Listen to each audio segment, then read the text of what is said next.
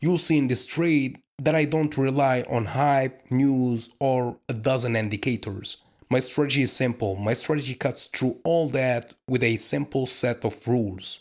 And remember, a lot of discipline is involved. I don't overcomplicate technical analysis or price action. I make it as simple as possible. My main goal is to avoid getting distracted by the market. I have a vision, a strategy, discipline, rules, and that's it.